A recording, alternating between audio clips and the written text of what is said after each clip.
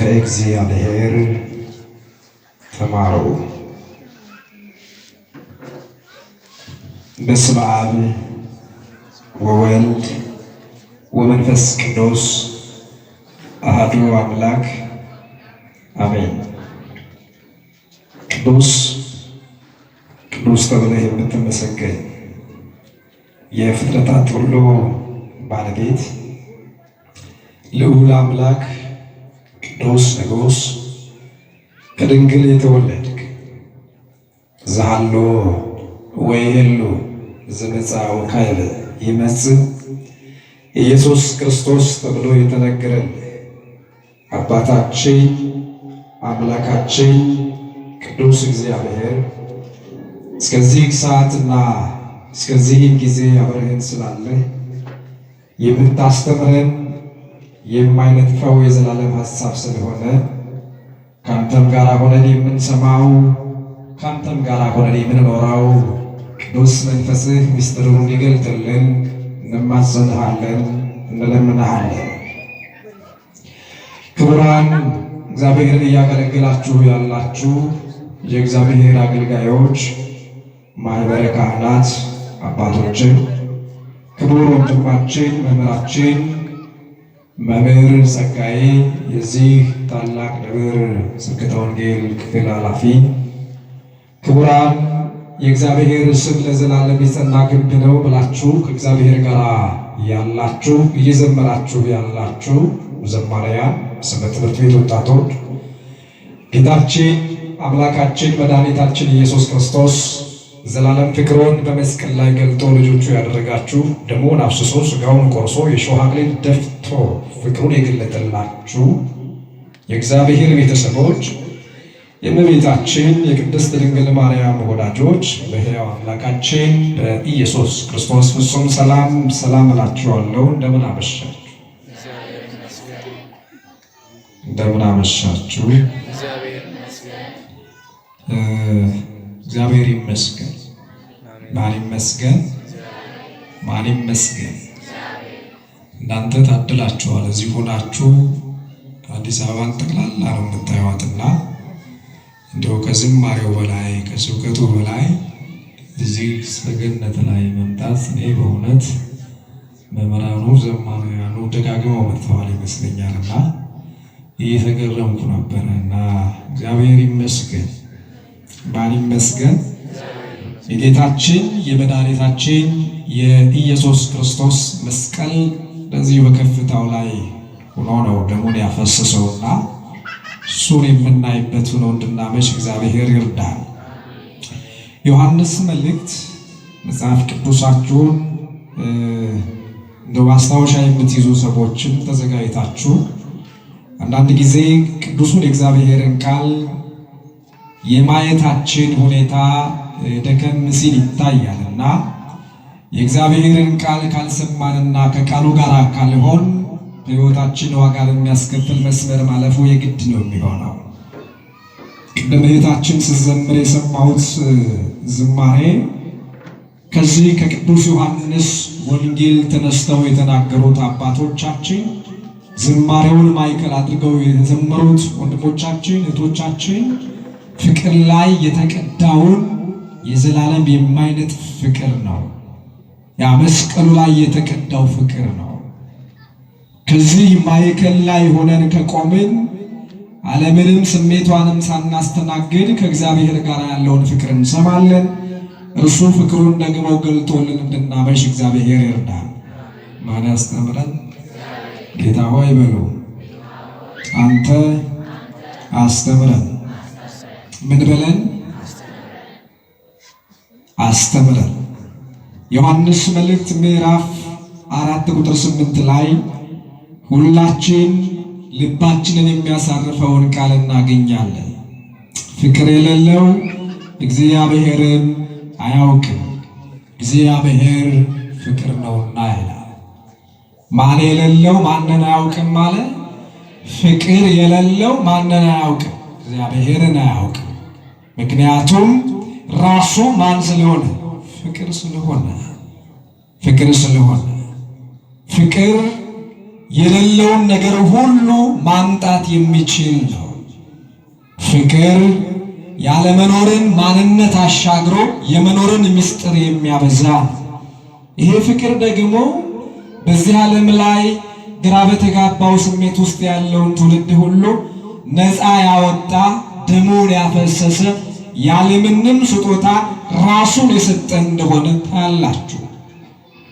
ፍቅርም አለ ቅዱስ ዮሐንስ ደግሞ እኛ ስለወደድነው ሳይሆን ራሱ እኛን የወደደበት መለኪያው ነው አለ። አሁን እዚህ ያለነው ሰዎች ዓለምን የምንወዳት ዓለም እኛን ስለሚያስፈልገን ስለሚሰጥን ጭምር ነው። ሰዎችን የሚወዱት ለምንድን ነው ብላችሁ ከጠየቃችሁ ጎበዞች ሕፃናቱን ያዟቸው። ትወናውን ጥሩ ጀምረውታል፣ አስቀምጧቸው። እግዚአብሔር ከሁላችን ጋር ይሁን። ያዟቸው። እንዲህ እኮ ነው። አንዳንድ ጊዜ ተጫውተው የማያውቁ ልጆች ይጫወታሉ። ተጫውተው እኮ አያውቁ። እግዚአብሔር ከሁላችን ጋር ይሁን እና ቅዱስ ዮሐንስ በተለይ አሁን ይህንን ዘመን ማዕከል አድርገው ከተናገሩት አበይት አባቶቻችን መካከል ቅዱስ ዮሐንስ አንዱ ተጠያቂ ነው። እንደዚህ ግራ የተጋባውን ሰው ሲያይ ለካ ፍቅርን የምናውቀው በጽሑፍ ነበረ ያሰኛል። ለካ ፍቅር የሚገባን እኛ እንደምናውቀው አይደለም።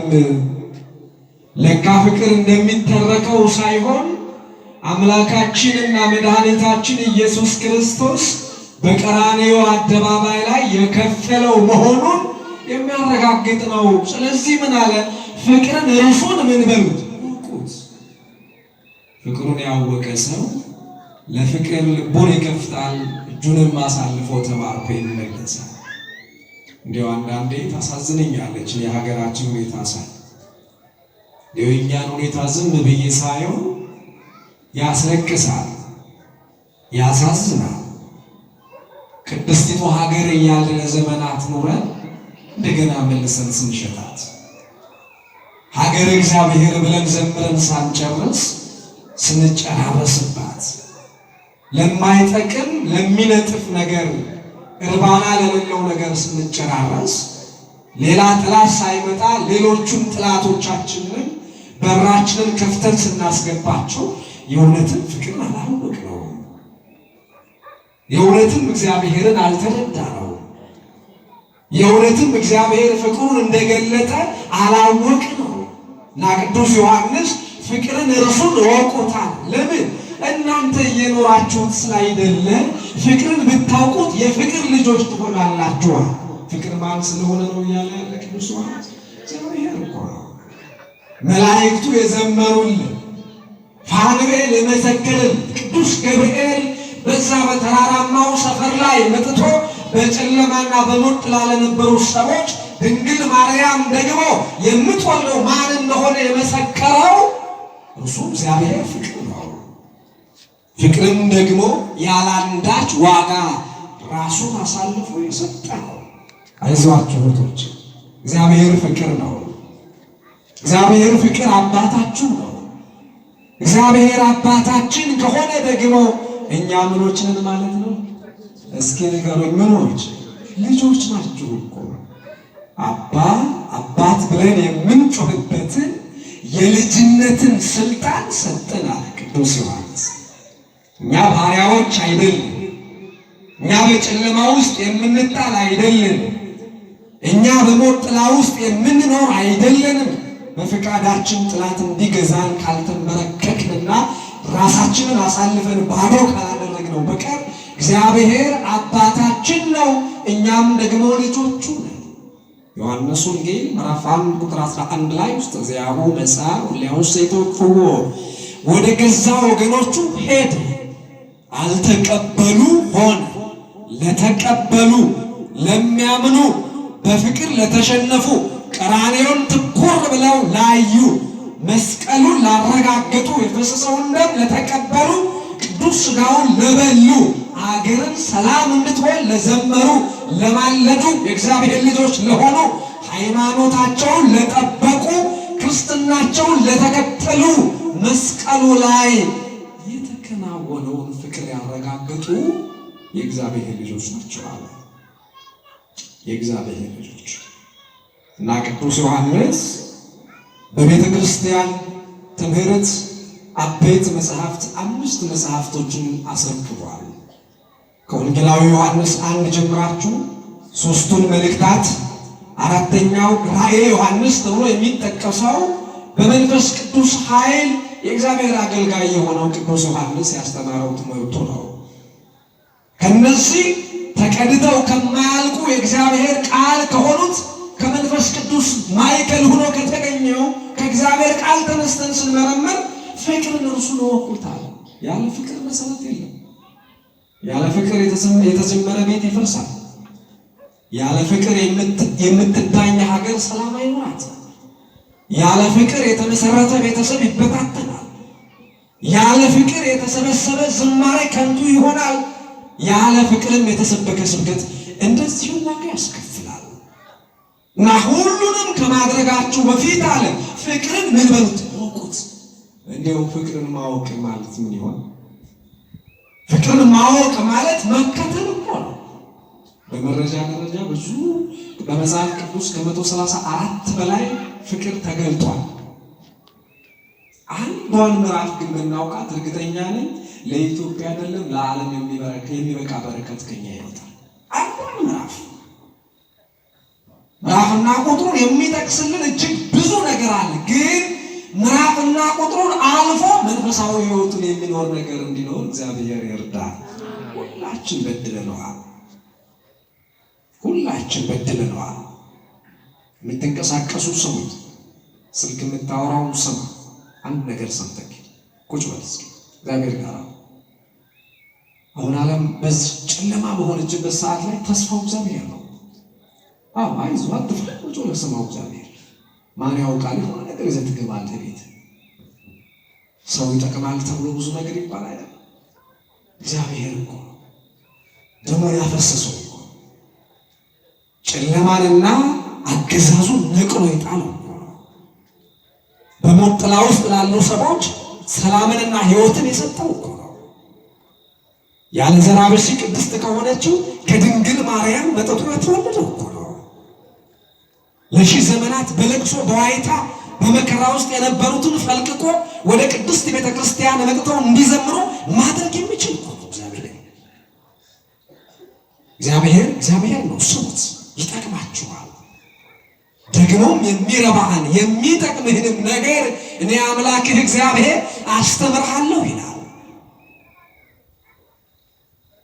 ኢሳይያስ ምዕራፍ 48 ቁጥር 17 ላይ ቤታችሁ ገብታችሁ ይሁት የሚጠቅም ደግሞም የሚረባ ከእግዚአብሔር ከቃሉ የሚቀዳ የሚሰማ ደግሞም የሚያኖር ይህንን እንድትሰሙት እግዚአብሔር ይርዳችሁ እና እርስ በርሳችሁ አለ።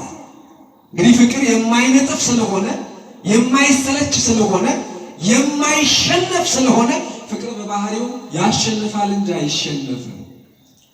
ፍቅር በባህሪው አሸናፊ ነው። አይታችሁት ከሆነ አስተውላችሁ እንግዲህ ለዘመናት ብዙ ሰዎችን በሞት ያስጋዘው ዲያብሎስ የተሸነፈው በፍቅር ነው። ለዛም ነው በአባቶቻችን ትምህርት በትምህርተ ሕቡዓት ላይ ይሄ ማን ነው ብሎ ጠላት ሲጮህ የተሰማው ቀራንዮ ላይ ሥጋ ለብሶ ተወጥሮ ሲመለከተው እንደ ቀላል ነገር ሊያየው ሞከረ ዲያብሎስ። ቅዱስ ዮሐንስ በምዕራፍ 3:9 ላይ የዲያብሎስን ሥራ ሊያፈርስ የእግዚአብሔር ልጅ ተገለጠ አለ። የማን ልጅ ተገለጠ? የእግዚአብሔር ልጅ ተገለጠ። እዛ ላይ በእሳት አውታር ጠርቆ የያዘው ጌታችን አምላካችን መድኃኒታችን ኢየሱስ ክርስቶስ መሆኑን ዘነጋውና እንደ ሌሎቹ በሞት እንዳስጋዛቸው በጨለማ ውስጥም እንዳስቀመጣቸው መስሎት ቀረበ። ደግሞ ይሄ ሲቀርብ ግን አልቻለም እና በፍቅር ያሸነፈ አምላካችን ኢየሱስ ክርስቶስ በባህሪው የሚፍለቀለቅ ፍቅር ስላለው ነው። በጥፊ የመቱት ዝም ነው ያለው። ምራቅ እየተፉበት ዝም ነው ያለው። ራሱንም በበቃ እየመቱት ዝም ነው ያለው። የሾህ አክሊል እየደፉበት ዝም ነው ያለው።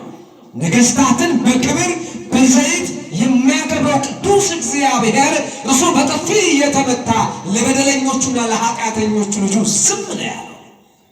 ፍቅር ያሸንፋል ስንል እየጮኸ እየሰደበ እያዋረደ አይደለም፣ እየከፈለ እያከፋፈለ አይደለም፣ በጥፊ እየተመታ ዝም። እንዲያው እኮ ከባድ እኮ ነው ዝምታ፣ ትልቁ መዶሻ ነው። አንዳንድ ሰዎች በዝምታ ብዙ ነገር ይገድላል። ዝም እንደው ዝም ብለን እንድናልፈው እግዚአብሔር ይርዳል። ያው አሁን በዚህ ዘመን የሚያስፈልገው ዝም፣ ከመከፋፈሉ ወጥቶ ዝም፣ እንደው መጥፎ ነገር ከመዝራቱ ወጥቶ ዝም፣ ወደ ሰማይ አምላክ እየጮሁ ዝም፣ አንተ ድረስልኝ እያሉ ዝም። እንደው መቼስ ዝምታ ከመጸለይ ጋር አይደለም፣ ከማመን ጋር አይደለም፣ ከመጥፎ ግብር ጋር ካለማመን ጋር እግዚአብሔርን ከመካድ ጋር ወጥቶ ዝም ካለ እግዚአብሔርን በማወቅ በከፍታ ላይ መመላለስ ይጀምራል። እና ጌታችን ኢየሱስ ክርስቶስ ዝም አለው ቀራንዮ ላይ። እርስ በርሳችሁ አለ የዮሐንስ ወንጌል ምዕራፍ 13 ቁጥር 35 ላይ መጽሐፍ ቅዱሳችሁን አውጥታችሁ እንድትመለከቱ ወደ ዮሐንስ መልእክትን መጥታችሁ እንድታዩ ፍቅር የሌለው እግዚአብሔርን አያውቅም፣ እግዚአብሔር ፍቅር ነው። በዚህ እግዚአብሔር ፍቅር በእኛ ዘንድ ተገለጠ፣ በእርሱ በኩል በሕይወት እንኖር ዘንድ እግዚአብሔር አንድያ ልጁንም ወደ ዓለም ልኮታልና ፍቅር እንደዚህ ነው አለ። በማን በኩል? እስመ በፈቃዱ ወበስምረት አቡሁ ወመንፈስ ቅዱስ ነሣ ወአዳንክነ አሉ። በአባቱ ፍቃድ እግዚአብሔር አንድያ ልጁን ወደኛ ይልከው የእኛንም መከራ ይቀበል ዘንድ፣ የእኛን ሞት ይሞት ዘንድ፣ የእኛን ግርፋት ይገረፍ ዘንድ እግዚአብሔር ወደኛ ላከው።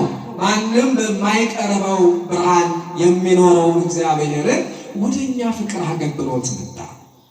እንደውም አባቶቻችን እነዚህ የሰንበት ትምህርት ቤት ዝማሬዎችም ሲዘምሩ እንደውም ምንድነው የሚሉት? የሚዘምሩት ታላቅ ዝማሬ አለ። ወአብጽሖ ወአብጽሖ ወአብጽሖ ፍቅር ሰሐቦ ለወልድን ወልድን እስከ ሞት ፍቅር ሳበው ወልድን ወልድን ከመንበሩ አደረሰው አደረሰው እስከ ሞት። እንግዲህ በደንብ ላንዘምረው ይችል ይሆናል። መልእክቱን ግን አስቡት። እግዚአብሔርን ከዙፋኑ ያሰደደው ጥላቻ እንዳይመስላችሁ፣ ዘረኝነት እንዳይመስላችሁ፣ ጎጠኝነት፣ ክፋት እንዳይመስላችሁ ፍቅር ነው።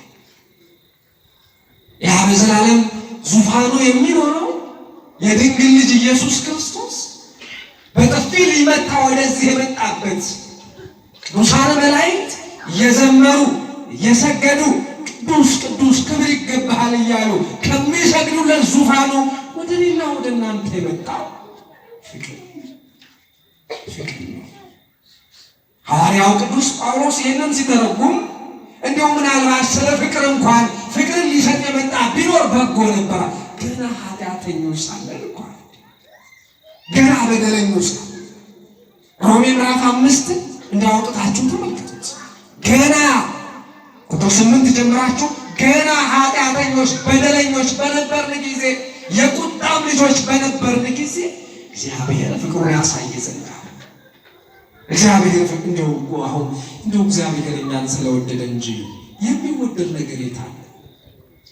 እንደው እስኪ ዝም ብላችሁ አሁን እዩ እስኪ እንደው እንዴት እንደተበጠበጥን እንዴት እንደበጠበጥናት ዓለሚቱ ችንደጋገር እንዴት እንዳደረግናት እንደው ድሆቹ እንዴት እንደተበላሉ እንዴት እንደተነካከሱ እኛው ምክንያት ነው። እንዲሁ እንኳን እየሆን እግዚአብሔር ፍቅር ነው ከእኛ ጋር ነው ያለው። እግዚአብሔር አንድያ ልጁን እንደላከ እንጂ አለ ቅዱስ ዮሐንስ ፍቅር እንደዚህ ነው፣ እግዚአብሔር እሱ ራሱ እንደወደደን ስለ ኃጢአታችንን ማስተሰሪያ ይሆን ዘንድ ደግሞ እንደላከ እንጂ እኛ እግዚአብሔር እንደወደድነው አይደለም። እንደው በማርያም እስካሁን ራሳችሁ በደንብ እዩትና እግዚአብሔር እንደወደደ እኔ ለማገልገል አሁን እግዚአብሔርን የሚችል አይደለም። ለእውነት አይደለም ብናወራው እኔ እንደው ስሙን ይዤ ለመቆም የምችልበት ኃይል የለኝም። ከእግዚአብሔር ፍቅር የተነሳ እንደው ከምሕረቱ የተነሳ እንደው ከእግዚአብሔር ጋር ያለውን ነገር ዝም ብላችሁ ስታስቡት ምሕረቱ ብዙ ስለሆነ ቸር አምላክ ስለሆነ እኛን ልጆቹን ሲያደርግ የፍቅር ጥግ ስላለው እንጂ ለመዘመር አይደለም ዝማሬውን ለመስማት የሚያበቃ ነገር የታለ? እግዚአብሔር ከእናንተ ጋር ሆኖ ወደ ልባችሁ እንዲገባ እግዚአብሔር ይርዳችሁ። ችንካሩን አስባችሁ ታውቃላችሁ? ከልጆቻችሁ ጋር የምትጫወቱ በደምብ ስሙ። ችንካር ጎኖቹ የተወጉት ይሄ ድንጋይ የሚወረውረው ለእጃችን በእጆቹ የገባው ችንካር፣ ይሄ ለሰላሙ ማንነት ለመበጥበጥ የሚፋጠነው ነገራችንን እርሱ ደግሞ ነፃ እንዲወጣ ለእርሱ ግን ታሰበ እና ቅዱስ ዮሐንስ እኛ እንደወደድን አይደለም ማለት እኛ ደግሞ ያንተ ልጆች እንድንሆን በፍጹም የሚያበቃ ነገር የለንም ማለት። ወዳጆች ሆይ እግዚአብሔር እንዲህ አድርጎ ከወደደን እኛ ደግሞ እርስ በርሳችን ልንዋደድ ይገባናል ማለት። እርስ በርሳችን ምን ልንዋደድ፣ እርስ በርሳችን ምን እግዚአብሔርን ልናመልከው ልንከተለው ናሁኬ ንሕነ አደግነ ኩሎ ወተወላከ ሁሉን ጥለን ተከተልነህ። ቅዱሳን ሐዋርያት ሁሉን ጥለን ምን አለ? ሁሉን ጥለን ሲሉ ዛሬ ኢትዮጵያን ባዩዋት ስላለሆነ ዛሬ ኢትዮጵያን ባዩዋት ቋንቋ ሲያጨራረሰን ጥቅም ሲያገዳድለን ምድራዊ ነገር ሲያጨራረሰን ቢያዩ እነዛ ለዘመናት ቀኑን ሁሉ ደግሞ እንደሚታረዱ ጥበቶች ዋጋ እየከፈሉ ሰማዕታት ይህችን ቤተክርስቲያን ያጸኑ ለስሙ ምስክር የሆኑ ዓለምና ምኞቱ እንደሚያልፍ እየሰበኩ ቀራንዮውን ያሳዩ ያን የሾህ አክሊል እየተረኩ የፈሰሰውን ደም ያሳዩ የተቆረሰውን ሥጋ ለዓለም የገለጡ ቢያዩ ያሳዝናሉ። ቅዱስ ዮሐንስ ምን አለ? እርስ በርሳችሁ ተዋደዱ። ለምን? የተወደዳችሁበት ዋጋ ትልቅ ስለሆነ። ያው አሁን የተወደድንበት ሂሳብ ቢሰራበት ከምንጣላበት ጋር ሚዛን ሲመስል እግዚአብሔር ማስተዋል ለሕዝባችን ለዓለማችን ውስጥ ሐዋርያው ቅዱስ ጳውሎስ ማስተዋል እንዲበዛላችሁ ጸልያለሁ። ማስተዋል፣ ፍቅሩን ማስተዋል፣ ቀራንዮውን ማስተዋል፣ ክርስትናውን ማስተዋል፣ ወንጌሉን ማስተዋል። ወንጌል እየነገርናቸው ማይገባቸው ዘረኝነቱ እንዴት ወደ ውስጣቸው እንደሚገባ አላውቅም። አይገባቸው። አሁን ብዙ ምን እያለ ነው ይሄ ነገር እንግዲህ ይኖራል አይገባም።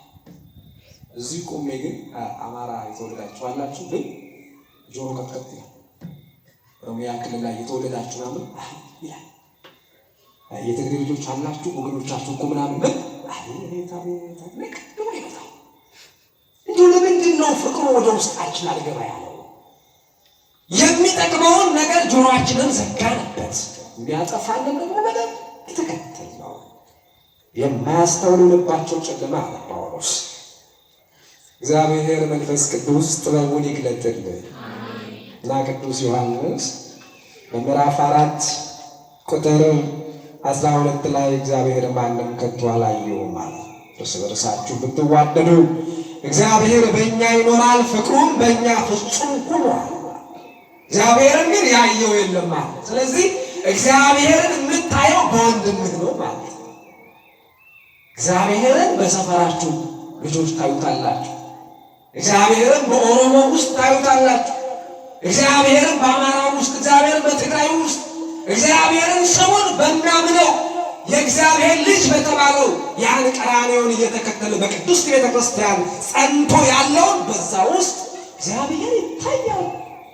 ዮሐንስ ወንጌል ምዕራፍ 1 ላይ እግዚአብሔር ያየው አንድስ እንኳን የለም ማለት መጣና ግን እግዚአብሔር አንድያ ልጁን ኢየሱስ ክርስቶስን ከላከው በኋላ በሱ ዓለም እንዲያውቀው ተረከ። እንዴት ነው እግዚአብሔር የተረከልን ብላችሁ የምትጠይቁ ከሆነ ዮሐንስ ወንጌል ምዕራፍ 1 ቁጥር 12 ላይ ጸጋንና ደግሞ ክብርን ተመልቶ በእኛ አደረ አደረ ይላል። በእኛ አደረ ማ እግዚአብሔር ኢየሱስ ክርስቶስ ፍጹም ወደ ድንግል ማርያም የተላከው ቃል ፍጹም ሰው ሲሆን ፍጹም አምላክነቱን ደግሞ እንዳለ እግዚአብሔር መጥቶ ከኛ አባታችን ሲሆን አምላካችን ሲሆን ያለ በደልና ያለ ኃጢአት የእኛን ሰውነት ገንዘቡ ሲያደርገው እግዚአብሔርን ያሳየን ወልድ ነው። ግን ወልድ ራሱ አሳይቶን ዛሬ እንደውም ጭራሽ እርስ በርስ ተከፋፍለናል። እና ሐዋርያው ቅዱስ ጳውሎስ በገላትያ ምዕራፍ 5 ላይ እየተነካከሳችሁ እንዳትጠፉ ተጠንቀቁ። ይህችን ቀን እንደው ያዩት ይመስለኛል፣ የእኛን ዘመን ያዩት ይመስለኛልና እንደው በፍቅር እሱን እወቁትና እንዳትነካከሱ አንድ ሆኖ ዮሐንስ ምዕራፍ 15 ቁጥር 13 ላይ እስኪ ተመለሱ ወደኋላ። የዮሐንስ ወንጌል ምዕራፍ 15 ቁጥር 13 ቅድም መምህራችን ትንሽ ደቂቃ ላይ የፈቀዱልኝ በትህትና እየተማጸንኩ እንግዲህ እቀጥላለሁ። እግዚአብሔር ከሁላችን ጋር ይሁን። ቁጥር 13ን ያወጣችሁ ሰዎች ካላችሁ ምን እንደሚል እስኪ በደንብ አንብቡት። ነፍሱን ስለ ወዳጆቹ ከመስጠት ይልቅ ከዚህ የሚበልጥ ፍቅር የት አለ? ነፍሱን ለማ እናንተ የማን ወዳጆች ናቸው? እርግጠኞች ናቸው? ታምናላችሁ? የማን ወዳጅ? ማርያም። ጥሩ እኮ ነው። የማን ወዳጆች? ምኑን ነው የሰጠው? ግን ጥሩ እኮ ነው። ደውላለች። ነፍሱን አሳልፎ ለወዳጆቹ ከመስጠት የሚበልጥ ሌላ ምን ይመጣል? የለም። ነፍሱን ግን ለወዳጆቹ አሳልፎ የሰጠው ለምን ይመስላችኋል? ስለሚወደድ። ግን ምንድን ነው ዓላማው ውስጥ ብላችሁ ሰው ሁላችሁ የድምፅ የሚሰማችሁ ዓላማ እኛን ከባርነት ለማውጣት ከዛስ መጨረሻው ወጣ። ከዛ ምን ልንሆን ነው? ክብሩን በቃ እሺ፣ ዋጋ የተከፈለን ልጆች ነን አይደለ? ነፍሱን ለወዳጆቹ አሳልፎ የሰጠ ነው። ከዛስ የሰጠላቸውስ ምንድን ነው እየኖሩለት ያለው ስትሉ ሂሳቡ የሚመጣው ተከፋፍሎ ያለቁ የሚል ሂሳብ አልተጣፋባችሁ እኮ መናቋረግ ነው። ለወዳጆቹ ወዳጅ የሆነ የማን ወዳጅ ነው? የእግዚአብሔር ወዳጅ ዘረኛ፣ የእግዚአብሔር ወዳጅ ደም አፍሳሽ፣ የእግዚአብሔር ወዳጅ ጣዖት አምላኪ፣ የእግዚአብሔር ወዳጅ ጠንቋይ እኮ ነው። ደሙ የፈሰሰለት ነፍሱን አሳልፎ የሰጠለት ክርስቲያን ግን ዘረኛ ክርስቲያን እኮ። ይሄኛማ በቋንቋችን ተገለጠ። እንትናንም ሄድና ደግሞ ጥራይ ምላል ደግሞ በጎናም የክርስቶስ ደም የፈሰሰለት ሰው ግን ደግሞ ተከፋፍሎ ያለቀ ተነካክሶ ነፍሱን ለወዳጆቹ ወይ እኛ ጋር ስህተት አለ ወይ ደግሞ መቼስ አይባልም እንጂ ከፋዩን ተሳስቷል ማለት እንችላለን እንጂ ከፋዩማ ያውቃል የሆነ ችግር አለ ማለት ነው። ስለዚህ እኛ ራሳችን ወገን አይደለንም ብለን እንለይ ራሳችን። ለወዳጆቹ ነፍሱን በጣም ይችን ግስ በደንብ ውሰዷት። ለወዳጆቹ ሁላችሁም ካህናቱ፣ ዘማሪያኑ፣ ሰባኪያኑ፣ ዲያቆናቱ ለወዳጆቹ ወዳጅ ነን ወይ?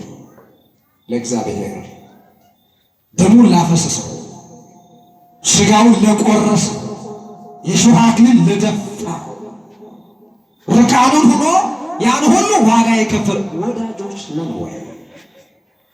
ነፍሱን ስለ ወዳጆቹ ከመስጠት ይልቅ ከዚህ የሚበልጥ ፍቅር ለማንም የለም።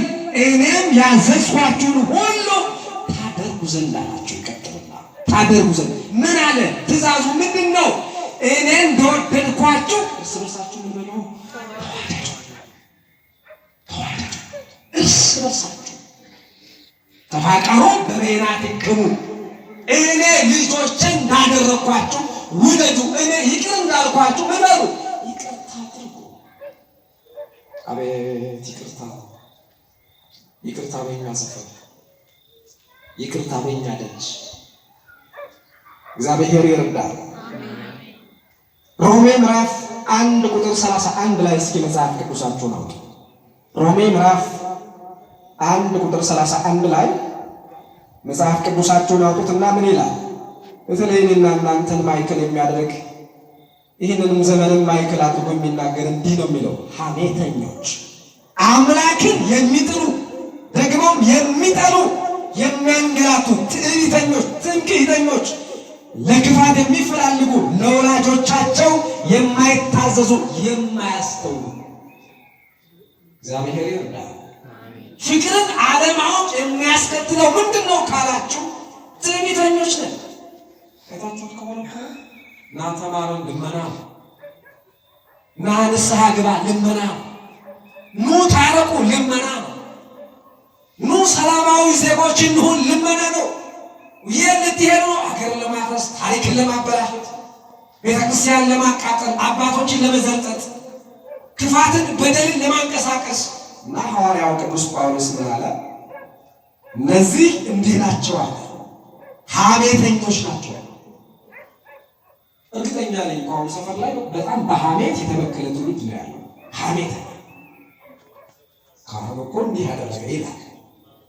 ዘማሪዋ እኮ አጭር ቀሚስ ለብሳ መጣ ዘመረች ይላል። እኔ ምን ጥልቅ እንደሚያደርገው አላውቅም። ሐሜተኛ ነው። ሰባኪው እኮ